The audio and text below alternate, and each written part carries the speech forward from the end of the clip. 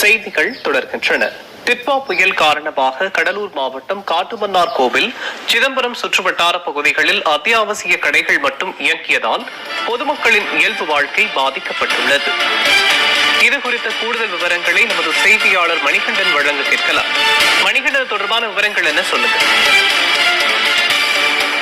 கண்டிப்பாக மோகன், கடலூர் மாவட்டம் காட்டுமன்னார் கோயில், அதன் சுற்றுவட்டார பகுதிகளான சிதம்பரம் உள்ளிட்ட பல்வேறு பகுதிகளில் இன்னைக்கு காலை முதலே டிட்வா புயலுக்கு எதிரொலியாக மழை பெய்து வருகிறது. இதனால் பொதுமக்கள் மற்றும் விவசாயிகள் இயல்பு வாழ்க்கை பாதிக்கப்பட்டுள்ளது. மேலும் வங்கக்கடல்ல உருவாகிய அந்த புயலானது தென்மேற்கு வங்கக்கடல்ல மற்றும் அதனை ஒட்டி உள்ள இலங்கை கடலோர பகுதியில் மையம் கொண்டிருந்த காற்றழுத்த தாழ்வு பகுதியாக ஆழ்ந்த காற்றழுத்த தாழ்வு மண்டலம் வலுவடைந்தது. தொடர்ந்து வடமேற்கு திசையில நகர்ந்து நேற்று இரவு சென்னைக்கு தெற்கே 490 கிலோமீட்டர் தொலைவில் புயலாக மாறி மணிக்கு 7 கிலோமீட்டர் வேகத்துல நகர்ந்து வருகிறது.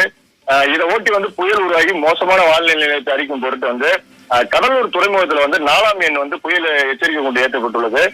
இதனை அடுத்து மாவட்டத்தில் ரெட் அலர்ட் கொடுக்கப்பட்டுள்ளது.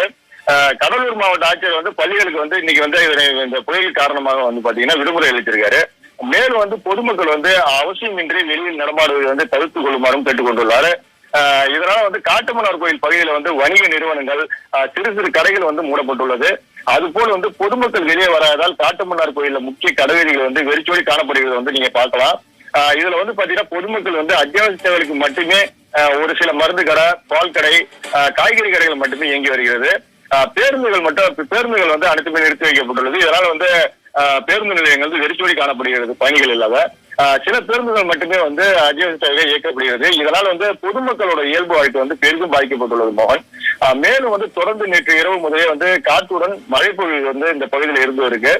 இதனால பொதுமக்கள் மற்றும் சம்பா சாகுபடி செய்துள்ள விவசாயிகள் பெரிதும் கவலை அடைந்து உள்ளார்கள் மோகன்.